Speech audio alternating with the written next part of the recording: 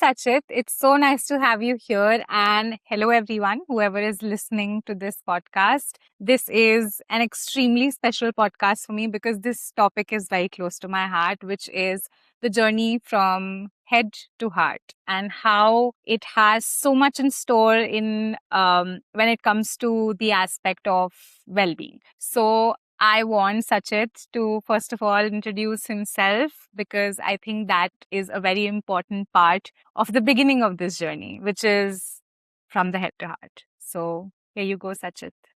Sure. Okay, cool. So thank you for having me. Uh Introduce myself. I'm an Indian American. My family's from India. I was born in the US. I grew up here. I had an interest in um, a few different things, writing and I don't know, skateboarding when I was young, but also an interest in technology and software. And so I became an engineer like so many other Indian Americans and lived the first 10 years of my career in Silicon Valley and big tech and startups and all that kind of stuff. And over the last few years, I've had a major shift in everything that I thought life was and who I am and what this whole thing is. And in particular, I can get more into that. But I mean, I've spent the last couple of years in particular on a long career break traveling around India and learning from different teachers and different traditions. And that has taken me to this. Amazing. To let everybody know, when it comes to me, I am a chef by education, but then I also moved in the last couple of years into spirituality. I quit my job, I quit the industry. Currently, I'm a tarot reader, but I'm still pursuing the journey, which is of the head to heart and well being, and still on the path. And to Sachit, I want to ask you that how you mentioned that you were in US, you studied engineering, and then you moved, and you've been there in Silicon Valley for such a long time. I want you to let maybe people know as much as I know about you, how you were in the corporate industry for about, say, if I'm not wrong, 10 years, right? You said. Yeah. Yeah. Yeah. So, Yeah. So go so ahead. a little bit about that, maybe. Yeah, yeah, happy to talk about that. So, like I mentioned, my background is in engineering. I have a computer science degree, and my first job was in New York, and then later I moved to San Francisco to work for Google for about 5 years, and had a blast in a lot of ways. And it was also a very challenging time for a lot of reasons. It can be intense working there. And so I was at the time working in a technical role. And then later in my time at Google, switched to something called product management. And that's a bit more between business and technology. And it touches a few other things as well. I just found that I was kind of curious about things beyond the engineering side. And I had been drawn to kind of roles where you had more visibility with leadership and that kind of thing. So I switched to that. And then later at some startups, I did the same type of work. And most recently, for instance, I was at an education technology startup. I was part of the team that started the company, and we were trying to do something with AI and interactive video. That was kind of the initial premise of the company. So those were all wonderful experiences and projects. At the same time, I would say my working life was a bit conflicted in that I was so drawn to the technical aspects and the people aspects as well. I mean, most of my satisfaction in my work came from working with people, but it was also somewhat empty in some ways. I remember early on at Google, I started to work on a project where I worked a lot with a lot of executives, and I started just asking myself, like, is this where my life is going? Late night emails and politics and kind of miscommunication, and it was just a little bit like, where is this all headed? I had taken it as a given that this was a good place to go and this was a good path for me and this is what I wanted, but I started to question it. And later as well, even in startups, because I moved around thinking maybe it's a different team, maybe it's a startup, I started to feel some of that same conflict within myself that some of the work is great and interesting and stimulating, and some of it just feels like unnecessary interpersonal drama. And so I had kind of become a little bit disillusioned with my initial like kind of like whoa technology Silicon Valley type of rose tinted glasses that I was wearing.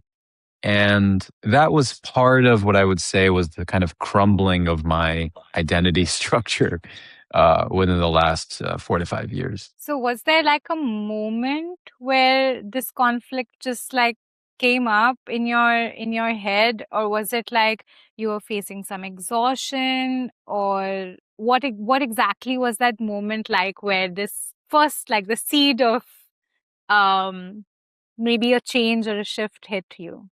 It's a good question. I don't know if there was a moment, but there was probably the phase where it became the most clear was during COVID.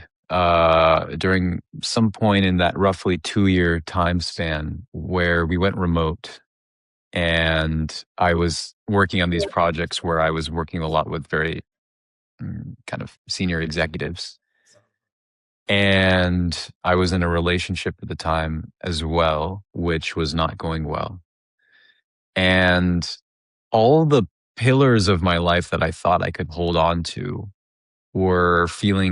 they felt a bit like sand. So, with Google in particular, when I was going into the office, it was such a big part of who I was. And there was a physical element of being in the office and being with the others and these cool, flashy offices. And in a subtle side of kind of subconscious way, it gives you a kind of security of being this person, and that person is who I took into, let's say, into my romantic relationship. Okay, this is who I am. This is what I have to offer. And when COVID happened and we went remote, and then later when I switched to this more high impact role, and I thought that it kind of created a more full sense of being this person, what I noticed in actuality was that um, the role change had its own issues. So when I'm working with these executives, I'm realizing that there's a lot of interpersonal challenges, and you're not as empowered, or I didn't feel as empowered as I thought I would in this new role. I still had to deal with um, kind of carrying out the wishes of someone more senior to me, and still feeling a bit like, okay, I'm just a moving part in what is some kind of broader mechanism that's more subject to ego and um, uh, misguided ideas of what to do. Like, it turns out that I kind of thought I was part of this like real intellectually rigorous decision making machine, and it wasn't actually. It was mostly a bunch of people just trying to push their own agendas. And that's a natural thing in the corporate world. I don't think that that's unique there. But it was just sort of like, wow, okay, all this thing that I think I am and this mechanism that I think I'm part of is all falling apart. So by the end of that time, especially when I left Google, uh, that general sense of knowing what kind of life was about, what achievement was about, what relationship was about, uh, it had been severely damaged, I would say. Sounds sounds very stressful, but at the same point of time, I don't know, like something that you had to go through to probably reach where you're at today. That's how I receive it. In a very empowering way, even because like you're speaking of it so clearly, like your emotions and what you felt and why you're where you're at today, the navigation of it. It sounds so like clear how you move through it. Um, I I also want to ask you like what was then that moment where you decided to leave? Because I get the part where, there's like politics and there you feel like a puppet at point of some Mhm. points of time, and then it also sounds very matrixy to me. Yeah, if people have seen that movie, that there's one point of time when you have to answer that calling, and then you just Yep. like leave the moment even before the blue pill and red pill comes in, play. It's more about that inner calling that you just finally answered and listened to it. So what was that moment for you? Was it like an inner calling that you had to probably leave that space? What was it really? Yeah. So So I would say that was kind of when maybe the first, roughly in COVID and leaving Google, that was like maybe when the first domino fell, or the major kind of first questioning of what is this that I'm kind of up to? What is this whole situation? But I would say there was a moment, that kind of matrix moment, or the moment, the red pill, blue pill thing, that was much more recent, which is about 2 years ago. So after Google, I did take a bit of a career break. I did some traveling and I went back to work at some startups. Then, so that whole journey continued. Because of the largely because of the relationship I was in, I started therapy, which was incredible. I mean, I'm so grateful to my therapist to this day. She's truly like an angel or guide that came into my life, I feel. Then I had joined, I did all these things that earlier in my life I said I would never do. Like, what is that? Therapy, I never thought I would really do. Then I joined this men's group in San Francisco. When I first heard about it, I was like, that's a weird, what the heck is that? What, I don't need that. And then I joined that, there's all these points that were like, wait, okay, wait, I don't know. I need help. I don't know. I need help. You kind of have to reach a point where you say, I don't know and I need help. And then something opens up for you. And so, and you have to be willing to actually go find that help too. Some people, they just keep pushing it off, I think. So then I joined this men's group. And in this men's group, which is also a great experience, I met someone who introduced me to a kind of meditation practice that's kind of like a partner meditation practice. And then he mentioned a meditation retreat to me, which happened about 2 years ago. And that was my first meditation retreat. And that experience was one of those things, I think many people maybe can relate to this. It just kind of blew me open. It was like, wait a minute, wait a minute, wait a minute. There's something I'm missing about this whole thing that we call life or consciousness. And it's right here, right now. It's happening. And I'm just not paying any attention to it. And it was this sort of undeniable moment of acknowledging, like, I'm missing something big in my life. And then the weekend after that retreat, I had a psychedelic experience that was pre-planned. I mean, I was already going to do it at that time. And I had had some experience with psychedelics, and I kind of had a way that I approached them, and I kind of ritualized them because I take it very seriously. I don't mess around with that stuff. Um, and I didn't think this experience was going to be very intense. It was intentionally supposed to be a very kind of lightweight experience. But I think having been opened up by the meditation retreat the prior weekend, this experience ended up being huge. And it was in that experience where I felt this very strong call. Literally, I mean, it was a call. It was a very clear message that the life I was living wasn't for me. It was a fine life, a good life. Living in San Francisco, I had a lot of friends and, decent job and dating and all this cool stuff, but it wasn't for me. And I felt this very strong pull to come home, which I interpreted in that moment as come to India. Having been grown up in America and spent some time in India, but never really claiming my Indian identity, in fact, mostly rejecting it. This call felt as if, hey, you have to come home and experience who you are and then bring that into life with you.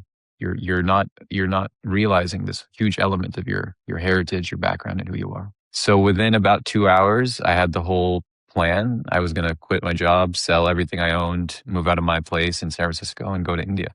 And I told my friend, like, again, within an hour or two of that experience, and he's like, "Wait, what?" He's like, "Wait, like, I'm sorry, you're going to do what?"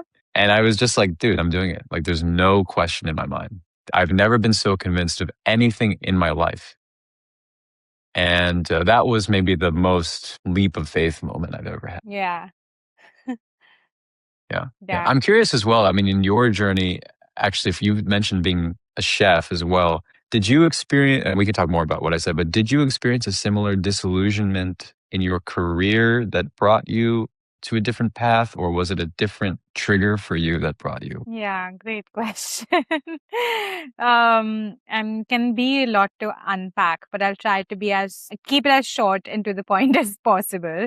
Um, so for me, again, as I was listening to you, it almost seemed like there was a moment of questioning. There was a moment of, say, a conflict that came into picture. And then from, say, the conflict or the identification and the awareness of the conflict is when you moved into, like, say, a zone of, okay, what do I want to do about this? Yeah. So, this conflict, do I want to sit with this conflict, understand it, resolve it in a problem solving way? And then you sit with it, and when you actually decide that you want to resolve it is when resources come into your life, from various directions to support you with solving that problem. And then that's when it leads you to, maybe, say, as you called it, disillusionment, or maybe taking the call, taking the leap of faith to probably do something that you never in your life. I call that moment like a pattern breaking moment. Like, you've been in this rut, and there's like first there's a speed breaker, and then there's just like a cutoff. And Yeah. and then you start another circle, which is like a new spiral moment, basically. So for me, it's been like that. Like, this seems like that roadmap that there was a conflict within me because of bad relationship, like romantic Hmm. relationship, um being in this place where my physical well-being was really badly being affected. Then the relationship played a part. Then I just felt like I was searching for something, looking for a place that would feel like home, feel safe, but I was not able to find it. So even my job as a chef, food is a sense of safety. It gives you a sense of safety, Hmm. which is why I picked it as my career path. It made me happy. It was my passion. I'd love to feed people, gave me sense of self-worth, but nothing seemed to satisfy me.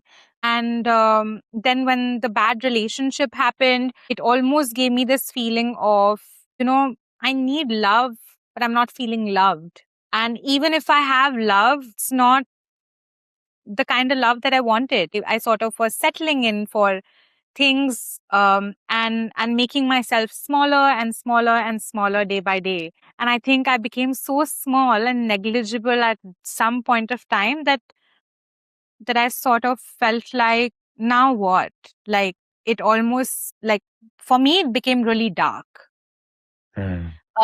in terms of, like, psychologically, mentally, physically. And that's when I think, even when I moved to Canada, the darker period started in Canada, because I was like, I'm not feeling safe here. I quit my job during COVID. I was like, you know what, I'm going to go study. Then I came back to India because, of course, the darkness got so heavy that I couldn't stay there. Even after coming back to India, even after taking a break of, say, a year and a half, nothing was getting resolved. I was on medication and I was in therapy. Then again, Hmm. I went and joined back the industry, thinking that, now my medication is reducing, so I'll start again, try to do it again. I tried, but there was just this moment of that I know I'm meant for something else. Like, I know there's something bigger out there for me. And by that time, I had found a guru in my life. And I used to keep telling him that, I want to learn how to meditate. Why aren't you teaching me how to meditate? And he always used to tell me, I want to lift you even above that. And I never used to get it. Like, what kind of guru in like a layman's mind would tell them not to meditate, someone not to meditate. So for me, that was very confusing. And yeah, that's when I think I just, instead of seeking for an or getting an answer from my guru, in fact, even after sharing the problem with him or anybody else, all the people that I spoke to guided me back to myself to get an answer from within. Whether do I want to quit the job or not? And I think at the end of it, I took that leap of faith after all Hmm. the questioning, after all the searching, after all the advices that I took, that, you know what, I'm going to quit. And I think it took me one moment, one friend who made me feel a sense of safety, that even if I have nothing, and even if I feel the tiniest little atom on the planet, I can still take that leap. Hmm. So, and I did. And then that's when I Wow. quit my job. And in fact, for a lot of people, like, they have financial security and safety when they do it, take that leap. I literally had nothing. Like I Mm. had debt. I had so much debt because of the education loan, but I went for it. I was like, let's see, I'll be taken care of. I'm at least blessed and privileged and grateful to have a family who, at such a point of time, I don't think will say that we won't support you. So, so then, yeah, on the basis of that, I was like, worst case scenario, what will happen? I'll have to get back to the job, right? But I cannot continue like this without answering the call. So that was that for me. Well, I mean, first off, yeah, romantic relationships, man, that'll do it. Oh my gosh. I mean, you can have a spiritual awakening from a bad relationship if you open yourself up to it, for sure. So what did your friends say that made you feel the safety? You talked about like, okay, even if I'm just a speck, an atom, I can still make this leap. But was there something specific they said that gave you that notion? um, it's a very interesting question. Nobody's asked me that before, and I've never thought about it before. What did they really say? I don't think they said anything. I think it was just the presence. Yeah. I think sometimes the presence does it. For me, because I was on the verge of taking that leap, but I was scared of which is Yeah. basically quitting my job. Um, and then I met somebody outside work. So, and somebody who was a stranger. And meeting them like felt safe and like family. Like that person seemed like family to me, even though a stranger. So the Mm. presence, even though completely strange, somebody who I don't know the roots of, nothing about, but still could make me feel so safe. I don't know, like somebody who is of a logical frame, sane Yeah. mind would say that how can you feel so safe when you know nothing about them? But I think that's just what it was, and for me, I see that as the biggest reflection of my own sense of self. Like now that I've been on this journey, I see it as that there's a part of me that I don't know anything about, but because it's me, it still feels safe, doesn't it? Mm. So it was a similar feeling, and within 2 days of feeling that feeling at all levels, like at levels of say the mind, spiritually, emotionally, um and obviously physical presence, all four pillars that you would talk about of a being, a human. um yeah, at all four levels, I felt that safety, and I was like, you know what, I'm gonna do it. So I quit my job. Yeah, it sounds like you're listening to something, you could call it an intuition or something much deeper in you, which I have had a very similar experience.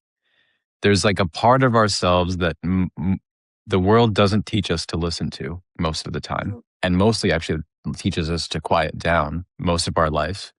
And when you start listening to it, life opens up in this crazy way that your mind could never have predicted, and you just have to go with it, because that deeper part of you is so much more knowing and so much wiser. And until the mind quiets down and says, I don't know, okay, I give up, that part can't come forward. And when it does, oof, man, like, life becomes way more interesting after that.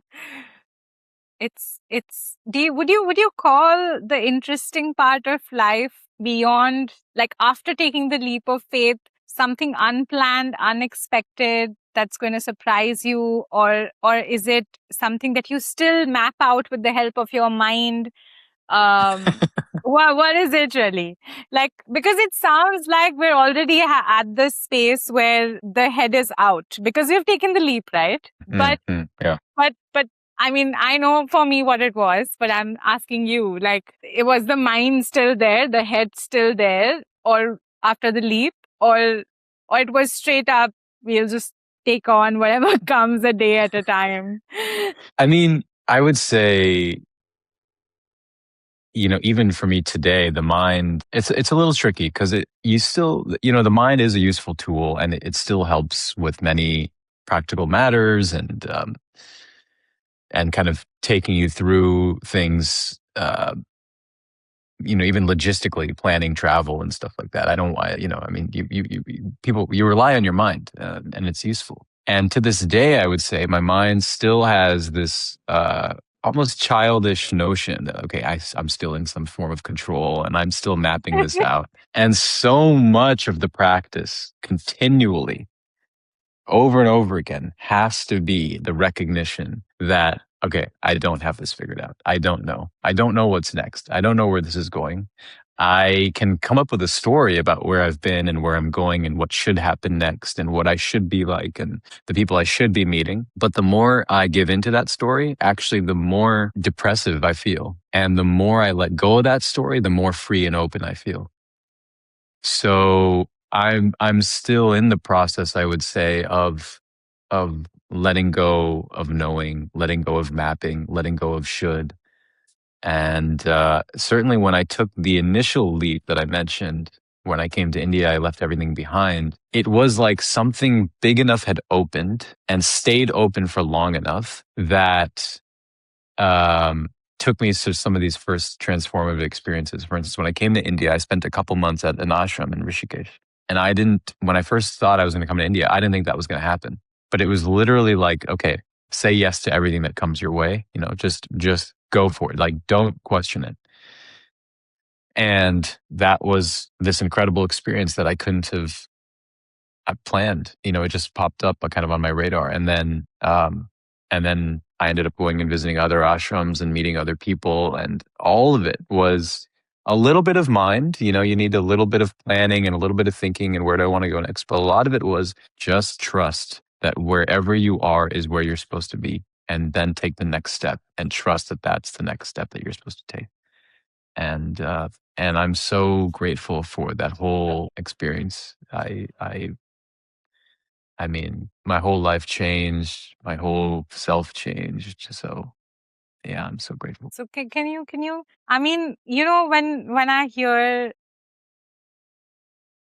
stories like this, there comes a point of time that I have no questions like to Okay. ask, because I think the biggest part of my journey of dropping from my head to heart has been that once you've dropped the head, there are no questions.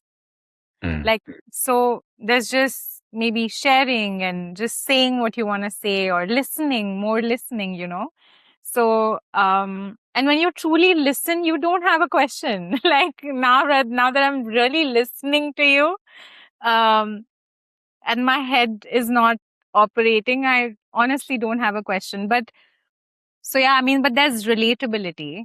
So mm, like, so I completely resonate with how you said that it's just trusting one moment after another, and maybe a little bit of the mind with the mapping and thinking things through. I think what starts happening, and what started happening in my situation post the leap of faith, like for you, you went to ashram. For me, instead of continuing in the industry, I went back home and I picked up my then hobby, which is tarot reading, as a full-time job.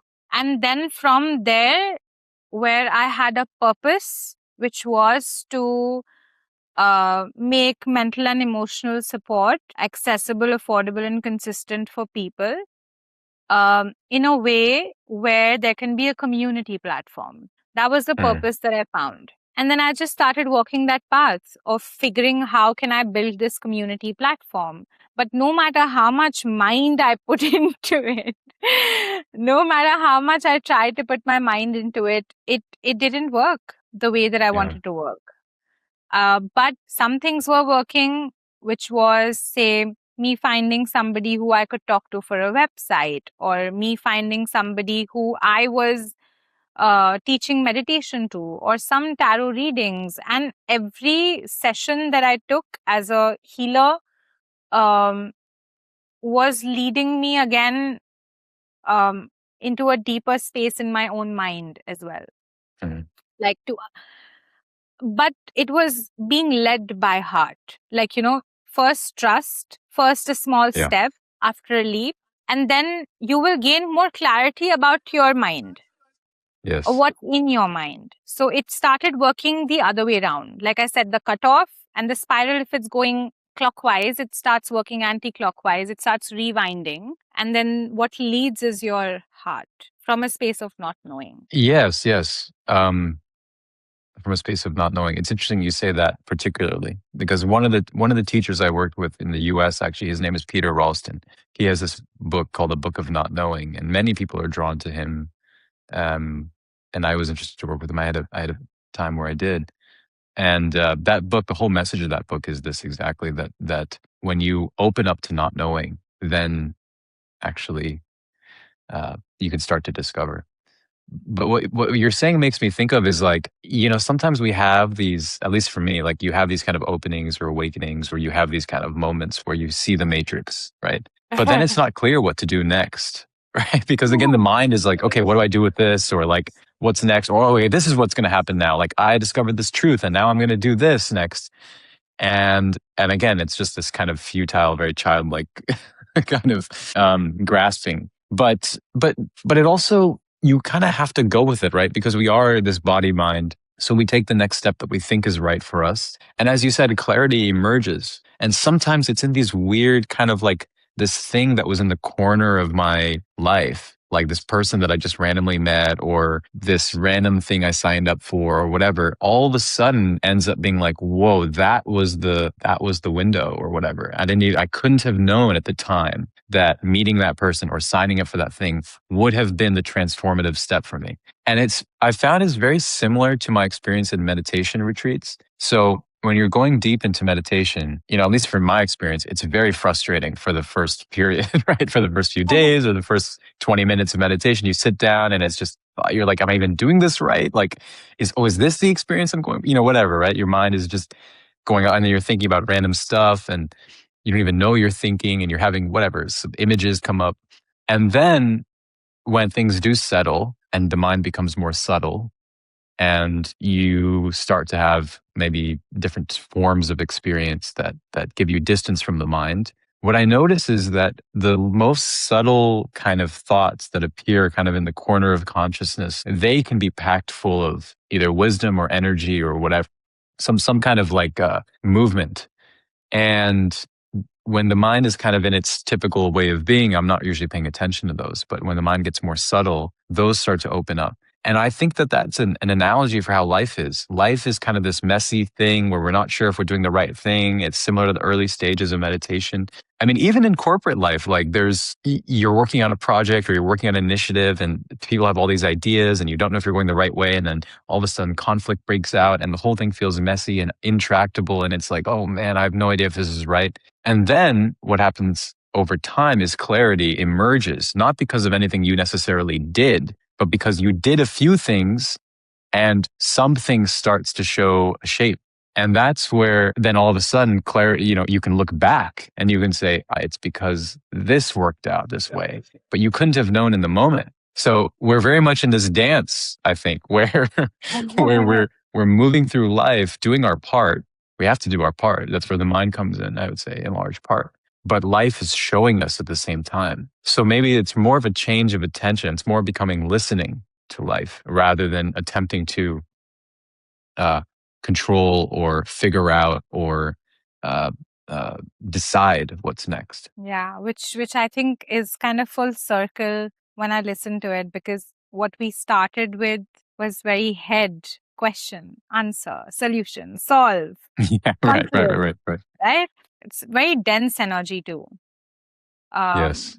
And then as you move further, it becomes very subtle, a little clearer, a little clearer. But if you look back from that moment of slight clarity, I wouldn't say complete clarity also, it wouldn't make sense, because then my question is that who is it here that's trying to make sense of it? And that's the mind. And can the mind ever really know? Like, because there's always just probabilities. Like you said, it's maybe just a shift of attention, which will show you one kind of an image or one kind of a point of view. But if you shift the other way, it'll show you another kind of a point of view.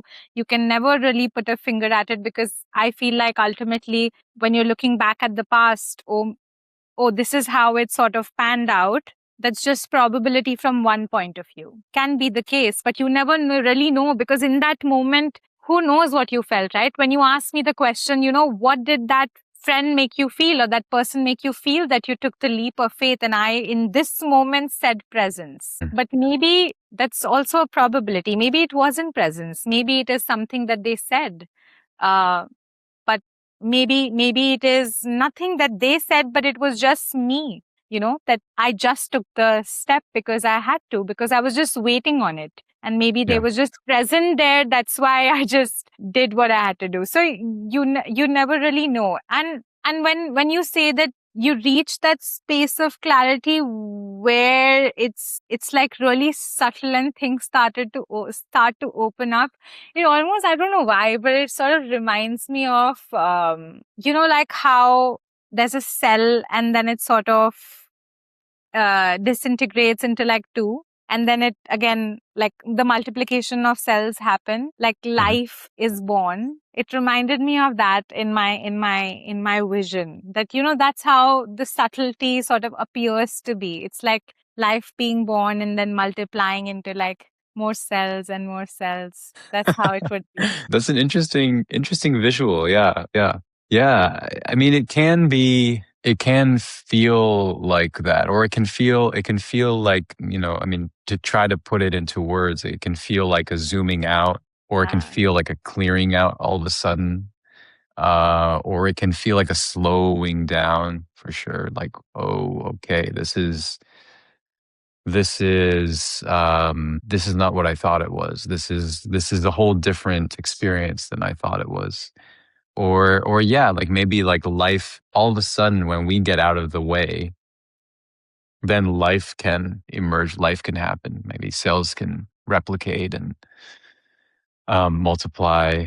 Um, And there's something else you said, you talked about, looking back and having a perspective and having a story about how things happen. That's also absolutely true. I mean, any single perspective we have is ultimately limited because it's a perspective of the mind, and the mind can only attempt to know through like kind of a single causal chain of how things happened. The reality is, infinity is beyond the mind. So we can't even really chart the path of how we got here because it's just beyond our own ability to understand. Yeah, and I think it's dust and it's gone and it's just memory. And I think, Right.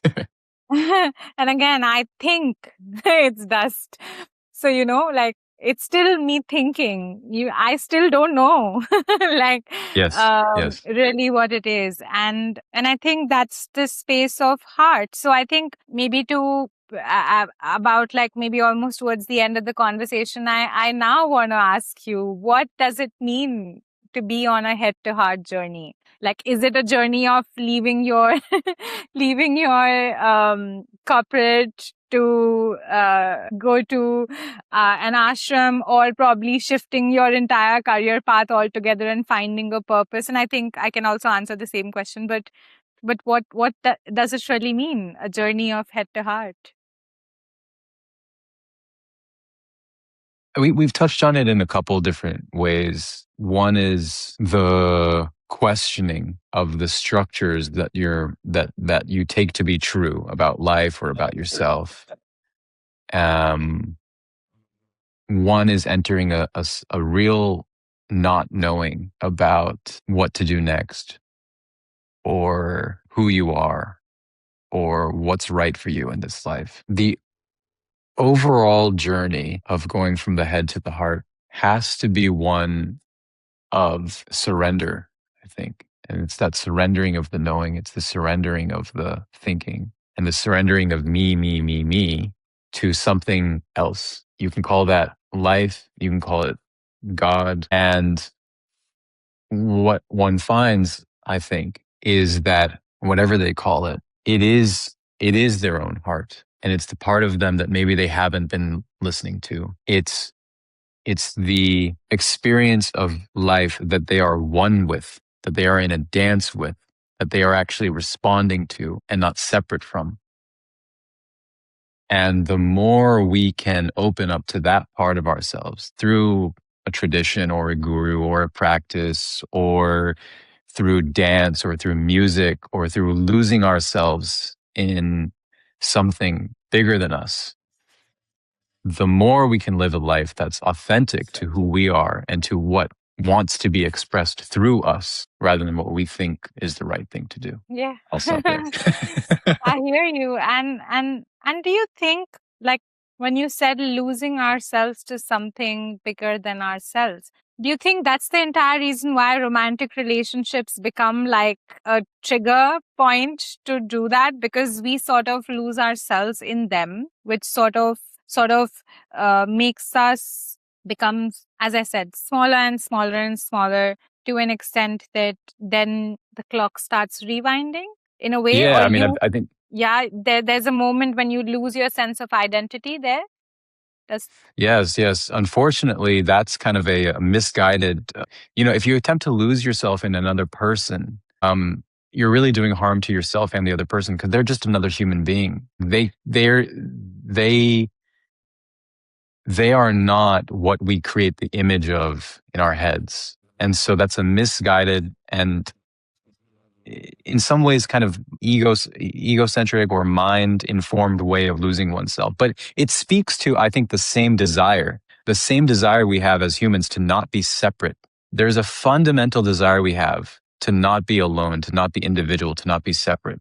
The truth is that we aren't, but we think we are. The mind takes itself to be separate. And so we attempt to lose ourselves in, like you said, in relationship or in work or in an identity structure or an organization. We're looking for something to expand into. But if it's a finite, limited thing, which all activities of the mind are, then you're unfortunately signing up for a lot of pain and suffering. But if you can grasp onto this infinite nature that you are, this thing that we are all a part of, or we've always been a part of, then you can actually expand into your fullest self because you're now acting as a vessel for that to work through. And then you're free. so you're again, it's very kind of ironic. I'm again asking you another very paradoxical question, that it's almost like something to work through you, which is, say, life to work through you when you sort of lose your sense of identity and become like a vessel. How is it different from being somebody who's working in the corporates, as cliched how they would call it, as a slave of somebody else and just following the orders? W- because I think that's very close to, again, in a very like dense way, being in the same blueprint of following orders. but Yes, but yes. like, it's not your decision making. You see the similarity, like it's, Yeah, definitely. but how that is so finite and this is so infinite. So can you maybe Well, one of share? them is acting ultimately towards a form of ego in some way, right? In the corporate world, you're acting in a way almost through this collective ego. The corporate entity, in a lot of ways, is an egoic structure. It's constantly looking for expansion, growth. It's constantly looking for um, its own validation of its own survival. The company must grow. The company must exist. The company must provide value. Right. And then everyone within that company, whether maybe it's your managers above you or yourself, even, you are constantly looking to validate yourself in that environment. Am I doing enough? Do I look good enough? Whatever, etc. Right. And so when you become as you mentioned, like a slave to that system, you are serving a very limited and very extractive system. And the mind is very good at that kind of stuff, right? More, me. How do I kind of puff out this ego or validate that it exists? But what I'm speaking about, which is serving this more, the truth within us, that when we give our lives to that, or when we recognize our oneness with that and we act in accordance, and as you mentioned, there is a shrinking of ourselves, right? In that way, we're not shrinking the best of ourselves, the most loving parts of ourselves, the most compassionate parts of ourselves, the most giving parts of ourselves, and even the most intelligent parts of ourselves. We're not shrinking that, but we're recognizing that there's a limitation to this story that's all about me, and that ultimately it's not going to go anywhere that's going to make us happy, and it's not going to go anywhere that's going to make anyone else happy. we're shrinking the parts of ourselves that are more selfish and more self-centered to give way to the parts of ourselves that are more giving and more loving, more compassionate, more human at the end of the day. And in that, we're expanding completely. So we can serve the truth of any moment of the moment at any time. We're serving the truth of what's most loving at this time. We're serving the truth of what's the most generous thing we can do.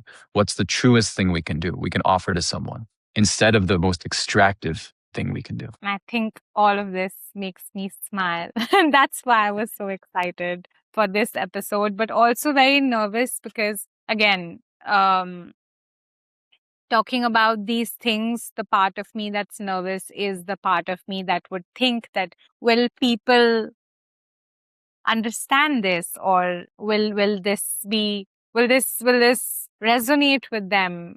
Will this land, a Mhm. topic like head and heart? It's yeah, I mean, I don't know if it would. And I think that's the part of me that's the mind. And then there's a part of me that's excited, that says that, no, like, from the space of not knowing if it would, if it wouldn't, just do it nonetheless. Have the conversation, talk whatever is it that you want to talk about, and then put it out there. Whoever needs to listen to it will be able to.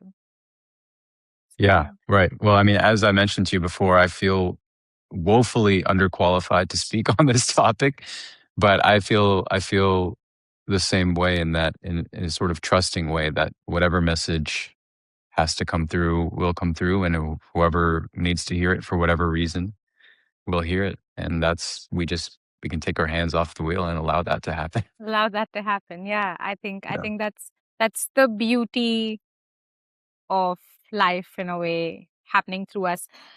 And I think, I just want to say how sort of I'm feeling very speechless right now, because again, there's so much to be grateful for in this moment, as to how this entire conversation between you and I sort of was arranged, how it panned out, how I got to know your journey. And yeah, there's so much gratitude there. There's so much to learn when you meet somebody who has also been walking the path which is similar to yours. So yeah, very, very grateful to you for being here. And again, stepping off the wheel. I hope whoever has to listen to this does listen to this and takes back whatever they can. So thank you so much for being here and talking to me Yeah.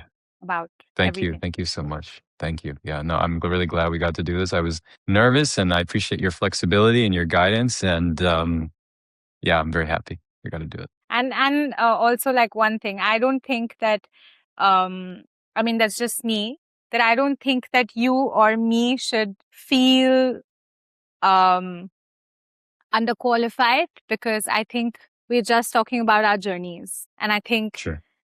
and I think that anybody who's listening should neither be, I mean, there's no should, but still, any sort of shame or feel like they're underqualified to talk about their journey. I think we're all experts of our own lives because we've lived it. And I think in that there is no shame. So that's why I really appreciate this conversation with you.